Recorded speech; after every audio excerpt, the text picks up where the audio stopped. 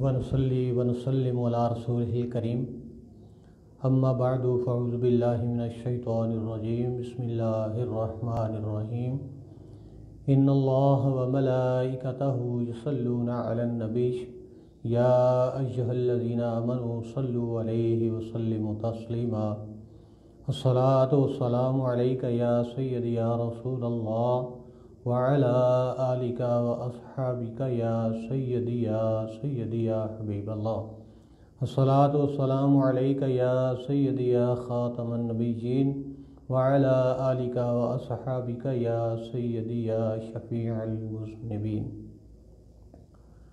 اللہ رب العالمین جل شانہ کا کروڑہا احسان عظیم ہے کہ جس نے ہمیں رمضان المبارک کی پرسعادت گھڑیاں جو ہیں وہ عطا فرمائی ہیں۔ چند دنوں کا مہمان ہمارے پاس رمضان المبارک رہ گیا ہے۔ خوش نصیب لوگ جو ہیں اس سے اللہ رب العالمین سے انعامات حاصل کر رہے ہیں۔ یہ رمضان المبارک کی جو لائیو ٹرانسمیشن ہے، اس میں پچھلی دفعہ میں نے دجال کے بارے میں کوئی تھوڑا سا بیان کیا تھا۔ امید ہے کہ آپ نے سنا ہوگا اور آپ کے نالج میں اضافہ ہوگا۔ اسی ٹاپک کو تھوڑا سا آگے بڑھاتے ہیں۔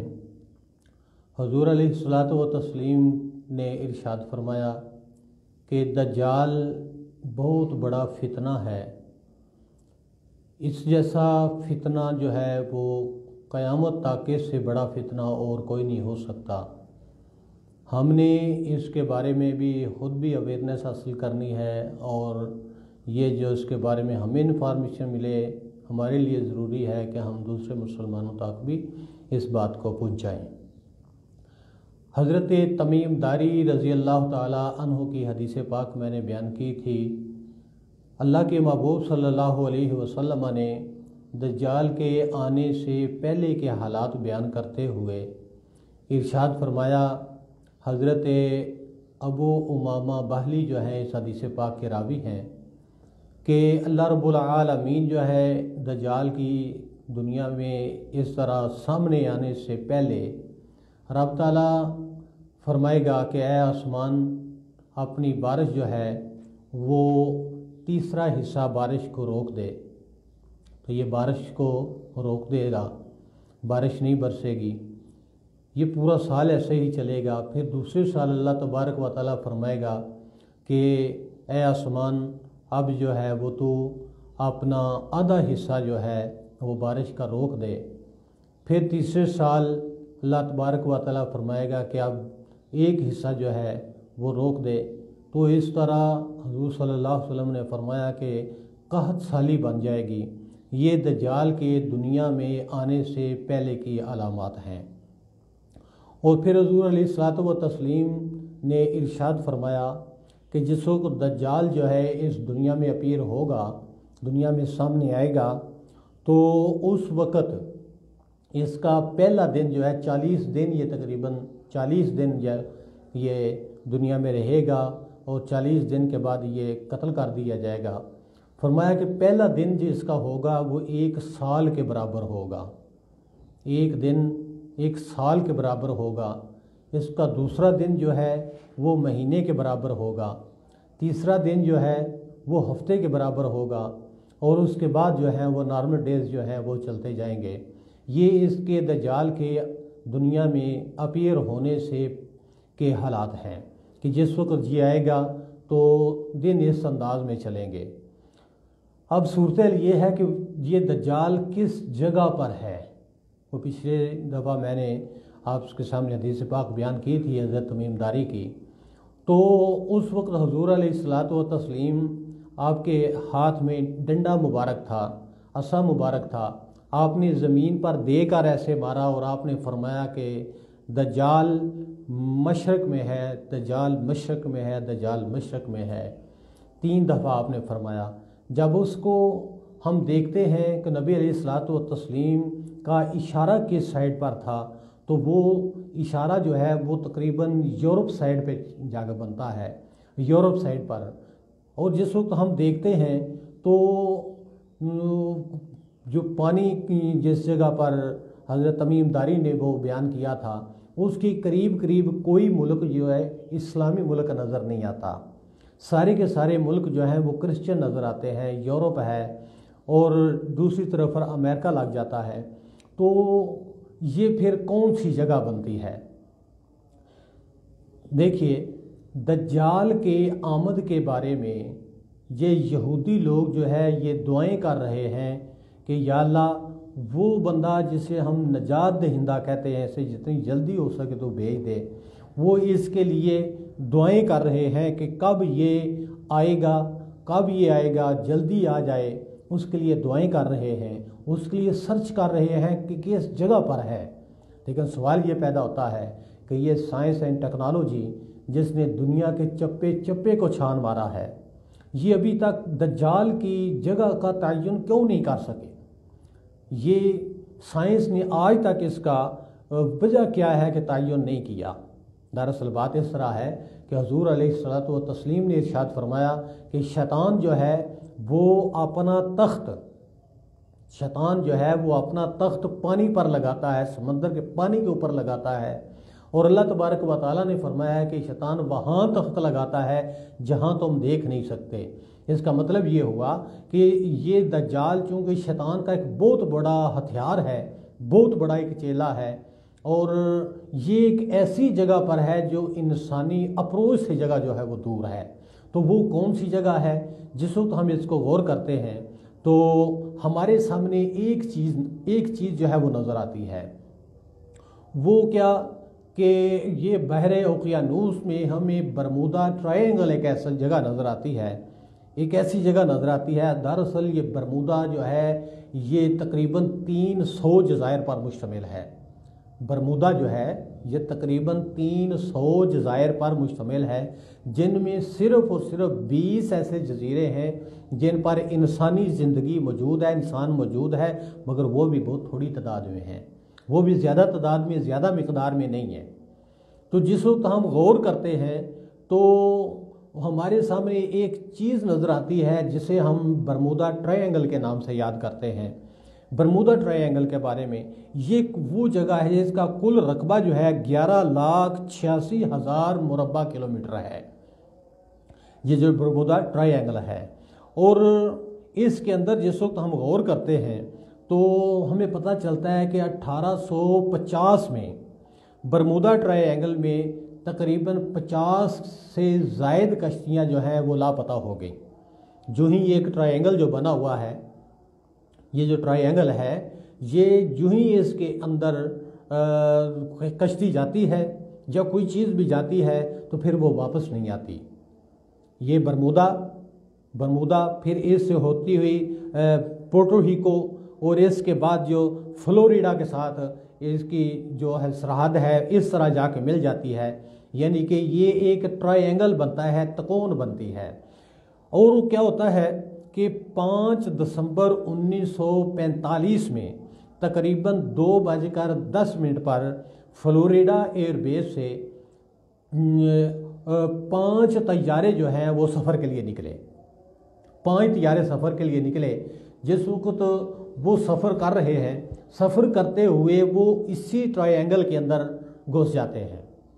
4 तैयारे जो हैं वो जैसे ही इस ट्रायंगल के अंदर आते हैं तो वो लापता हो जाते हैं। उनका अपने एयर बेस्ड हेड ऑफिस से राब्ता जो है वो मुनक़ते हो जाता है। एक जो पायलट है, एक पायलट, उसका राब्ता अपने हेड ऑफिस होता है और वो उनको कहता है कि मैं किस सिमत जा रहा हूँ, मुझे समझ नहीं आ रही। उन्होंने कहा कि अपनी मगरब की साइड जो है अपना सफ़र जारी रखो। वो कहता है मगरब किस तरफ है, डायरेक्शन की समझ नहीं आ रही। फिर उन्होंने कहा ये जो तुम्हारा इंडिकेटर है उससे देखो, तो उसने ये बोला कि इंडिकेटर भी काम करना बंद कर गया है। उसके बाद इसका एयरबेस के हेड ऑफिस जो है वो राब्ता टूट जाता है। फिर उसी दिन शाम 5:10 या 20 मिनट पर एक ऐसा जहाज़ जो है उनकी सर्च के लिए निकलता है। तो वो जिस वक्त बरमूदा ट्रायंगल के अंदर आता है वो भी लापता हो जाता है। ये एक ऐसी जगह है जहाँ पर ना आज तक साइंस साबित कर सकी है कि इसके अंदर क्या है। 2 डॉक्टर थे, एक डॉक्टर मोइज़ जैसूब था और एक डॉक्टर जेम्स था। इन दो को पता चल गया था कि इसके अंदर क्या है, और उन्होंने कहा कि सुबह हम मीडिया के सामने जो है वो ऐलान करेंगे।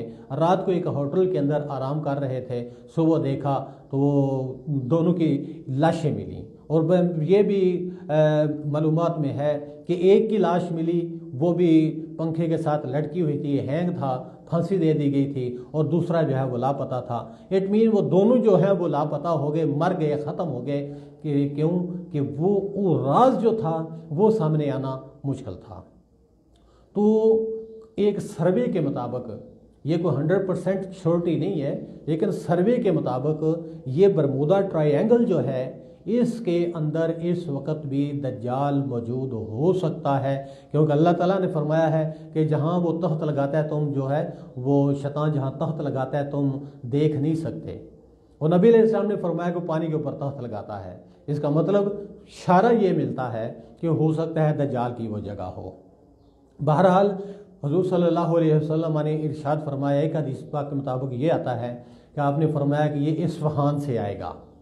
फिर एक हदीस पाक में ये भी आता है कि शाम और इराक के दरमियान से आएगा। अब जब इन चीज़ों को देखते हैं तो ये दोनों हदीसें जो हैं वो आपस में एंटी नज़र आती हैं। तो एंटी नहीं बनेगी ये, बल्कि इस तरह होगा कि ये सामने आने के लिए ये शाम और इराक के ज़रिए सामने आएगा और आकर इस्फहान में एक अपनी पूरी ताकत बनाएगा, क्योंकि यहूदी जो है वहाँ पर इसका इंतज़ार कर रहे होंगे। फिर इस तरह ये मुल्क शाम और इराक से निकलता हुआ जिस वक्त इस्फहान में पहुँचेगा तो एक पावर के साथ निकलेगा। और हुज़ूर अलैहिस्सलातु व तस्लीम ने इरशाद फरमाया कि बंदे मुसलमान जो है जिस वक्त अपने घर से निकलेगा तो अपनी बीवी को, अपनी बेटियों को, अपनी माँ को एक कमरे के अंदर बंद करके उसको लॉक करके निकलेगा, कहीं ऐसा ना हो कि ये दज्जाल के साथ मिल जाए। इसके पास बड़ी पावर होगी। ये इंसानों की आजमाइश के लिए है, हकीकत में ये इंसानों की आजमाइश के लिए है कि कौन अल्लाह की तरफ आता है, कौन इसकी तरफ जाता है। और हुज़ूर सल्लल्लाहु अलैहि वसल्लम ने इरशाद फरमाया कि ये गधे पर सवार होगा, गधे पर सवार होगा, और इसके गधे के एक कान से दूसरे कान का फासला जो है वो 40 हाथ का होगा। 40 हाथ का फासला होगा यहाँ से कोनी तक, इसको एक हाथ बोलते हैं। अगर इसको हम फीट के हिसाब से देखें तो ये तकरीबन 30 फीट के करीब बनता है। अब इसके बारे में कि नबी अलैहिस्सलातु व तस्लीम ने फरमाया गधे पर सवारी करेगा, इतनी लेटेस्ट टेक्नोलॉजी इसके पास हो, इतनी बड़ी लेटेस्ट टेक्नोलॉजी हो, तो क्या ये जिसे हम गधा कहते हैं इस पर सवार होगा? बड़े बड़े उलमा ने, बड़े बड़े साइंसदानों ने, बड़े बड़े मुफक्करों ने मुख्तलिफ अपनी राह जो है वो दी हैं कि वो नबी अलैहिस्सलाम ने जो गधे के साथ तशबीह दी है, हकीकत ये गधा नहीं कि जैसे हम हमारे सामने ये जो जानवर गधा है ये नहीं, बल्कि इससे मुराद एक ऐसी सवारी होगी जो गधे की मुशाबत रखती होगी। जिस तरह गधा चलने में, वज़न उठाने में, अपने सफ़र पे जाने में और अपने ख़तरे को भांप लेने में हम गधे को समझते हैं ये बहुत कम अकल और बेवकूफ़ सा जानवर है। हकीकत ये नहीं है। जाकर देखिए, इसकी हिस्ट्री पढ़ें, इसके जो डॉक्टर हज़रात हैं, एनिमल डॉक्टर्स जो हैं, उनसे पता करें तो ये बताते हैं कि ये बहुत समझदार जानवर है। हत्ता कि अगर एक रास्ते से गुजर जाए तो 20 साल तक, 25 साल तक उसे वो रास्ता नहीं भूलता। जिस तरफ ये जाना चाहता है, इसको जितना वजन भी रख लो ये उठाकर निकल जाता है, अपने सफ़र की तरफ चलता है। तो इसके पास बड़ी, इसके अंदर भी अल्लाह तबारक व तआला ने कुछ क्वालिटीज़ रखी हैं। तो ये जो दज्जाल है, क्या इस गधे पर सवार होगा? नहीं, इसके पास बहुत बड़ी पावर वाला जहाज़ होगा, जिसके बारे में मुख्तलिफ राह है। जिस तरह हम देखते हैं कि ब्लैक बर्ड जो है वो कितनी तेज़ी के साथ सफ़र कर जाता है। इसराइली का जहाज़ हेवन कितनी तेज़ी के साथ सफ़र करता है। एक खलाई शटल जो है वो 45 मिनट के अंदर पूरी दुनिया का चक्कर लगा देती है। लेकिन लेटेस्ट टेक्नोलॉजी में एक ऐसा जहाज़ जो है वो तैयार किया जा रहा है, एक ऐसा जहाज़ तैयार किया जा रहा है, बल्कि तैयार होने के करीब है, कि जो फ़ज़ा में भी सफ़र करेगा, जो ज़मीन के ऊपर भी सफ़र करेगा, पानी के ऊपर भी सफ़र करेगा, حتیٰ کہ اسے ایک سیارے سے دوسرے سیارے تک لے جانا ہو تو اس کے لیے بھی جائے گا۔ اور دوسری مزے کی بات یہ کہ اس کو ایندھن کی ضرورت نہیں ہوگی، وہ آکسیجن کے ذریعے ہی اپنا ایندھن جو ہے وہ کمپلیٹ کر لیا کرے گا۔ جس جگہ پر چاہے اس جگہ پر چاہے جو اس کو کمانڈ دی گئی ہوگی اس کے مطابق وہ روک سکتا ہے۔ تو ہو سکتا ہے اس نے اس طرح کی سواری لینی ہو تو نبی علیہ الصلوۃ والتسلیم نے اس کے ساتھ تشبیہ دی ہو۔ بہرحال پھر نبی علیہ الصلوۃ والتسلیم نے اس کے بارے میں یہ بھی فرمایا ہے کہ اس کے پیچھے دولت چلے گی، سونا چاندی چلے گا۔ یہ بھی فرمایا ہے کہ ایک ہاتھ میں روٹیوں کا پہاڑ ہوگا۔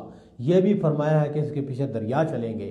اگر ان ساری بحث میں جائیں تو یہ کافی ٹائم طلب، کافی جو ہے ٹائم چاہیے اس کے لیے کہ یہ تو ایک نارمل انسان ہے ہی نہیں، ایک نارمل انسان نہیں، آنکھیں اس کی خراب ہیں، ایک آنکھ ہے نہیں، دوسری آنکھ ڈھیلا بھی باہر نکلا ہوا ہے، چلتے ہوئے اس کے دونوں گھٹنے آپس میں رگڑ کھاتے ہیں، اس کے پاؤں کے درمیان جو تھوڑا گیپ ہوتا ہے وہ گیپ ہی نہیں ہے، چلنے میں اس کے گھٹنے جو ہیں وہ آپس میں ٹکراتے ہیں۔ یہ تو نارمل انسان ہی نہیں ہے، لیکن پوری دنیا کا سفر بھی کرے گا۔ نبی علیہ السلام نے فرمایا کوئی ایسی جگہ نہیں ہوگی جہاں تک یہ پہنچے گا نہیں، پوری دنیا کو پھیر جائے گا۔ تو یقیناً اگر اس گدھے پر بیٹھا ہوگا تو یہ گدھا تو سال کے اندر گجرات سے کراچی تک بھی سفر نہیں کر سکے گا۔ تو اس کے لیے بڑی پاور ہوگی اس کے پاس۔ کیوں؟ یہ اللہ تبارک و تعالیٰ نے انسانوں کی آزمائش کے لیے یہ سسٹم بنایا ہے کہ قیامت کی علامات میں سے ایک بہت بڑی علامت جو ہے وہ فتنہ دجال ہے۔